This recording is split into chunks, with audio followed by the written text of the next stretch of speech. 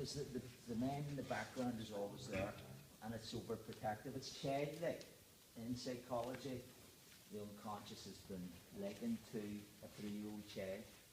So it doesn't want to get hurt again. It doesn't want to go to the dentist. It doesn't want to be embarrassed. It doesn't like discomfort. Any 3-year-old will avoid that. It doesn't like the discomfort of foods. Even if you try and make a child eat Brussels sprouts, it will throw up all over the table. And again, it's an irrational part of your mind. It's phenomenal the amount of athletes and even artists, before they get on a stage, they're throwing up profusely, shaking, getting very weak. It's not natural to be sick when you haven't had something that's going to make you sick and the body's trying to get rid of a poison. But their fear and their anxiety is so high that the irrational mind takes over, and it's like a child. I'm not getting up there, and starts throwing up. Because once you start learning about how to turn that around in psychology and applying it to your performance under pressure, you don't get sick anymore. Yeah? So that's what we're doing with this technique here. When you've touched an injury on your body and you're thinking about an injury, you start to switch off. Because that feeling, emotional part of your mind doesn't want you getting hurt again. It remembers it. So with that technique that we just covered, all you've done is you are reassuring that childlike part of the mind that, you know what, that's okay, I'm a healing machine. You're reminded of what it's supposed to do, how it's supposed to perform, and then when you go back and you test the muscles again with holding the injury, everything's strong, and that means you have just convinced the sub part of the mind that, yeah, this is healing. It's healing stronger than it was, and I can go and I can do this and I can perform. Yeah? If you don't do that, that's why a lot of people, you look at even some of the most phenomenal boxers, once they get knocked out very bad, yeah, that sticks in their memory, and they're never the same again. Amir Khan, good example. There's been a whole list of them. Once they have a very vicious knockout, even watching it, it's constantly, the memory's there.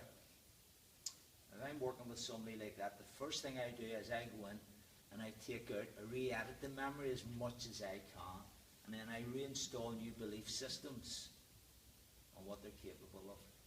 Okay? Because that's the only thing holding them back.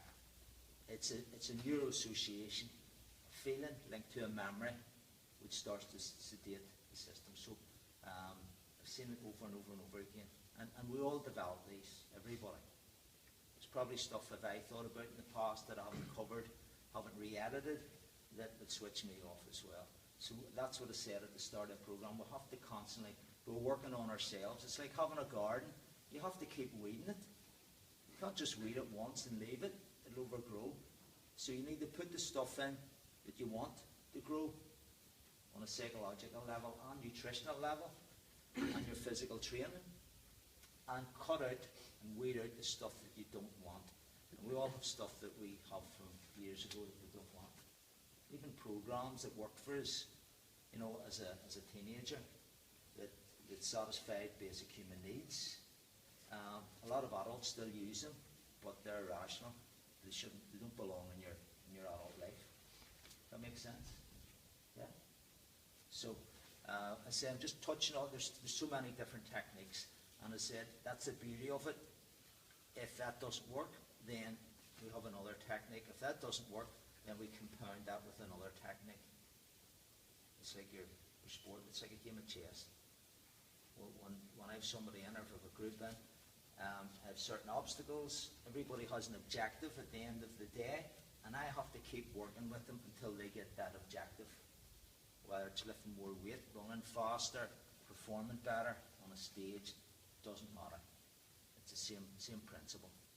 And I was saying to Tom, his injuries, his rib injury that we looked at there, he has a lot more experience of injuries than a lot of you guys in here.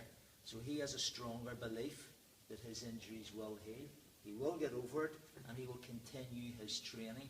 People who are new to injury injury, especially if you get a bad one, suddenly their world collapses and they believe, oh, I'll not be the same, I won't get over this again. So it's like pain, it's subjective. The more you have experienced pain in your life, then that's okay, yeah, I know what this feels like, bring it on, it won't last, because I'm moving on from here.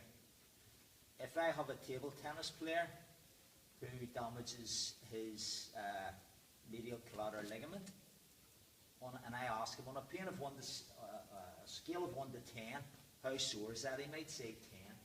If I get a rugby player in and ask him, he'll say a 3. Why? His past experience actually handling and experiencing with pain and rehabilitation. Does that make sense? Yeah? So you'll notice that with that last one, with the flexibility of letting go of the stress in the body, everybody will have different ranges of mobility back.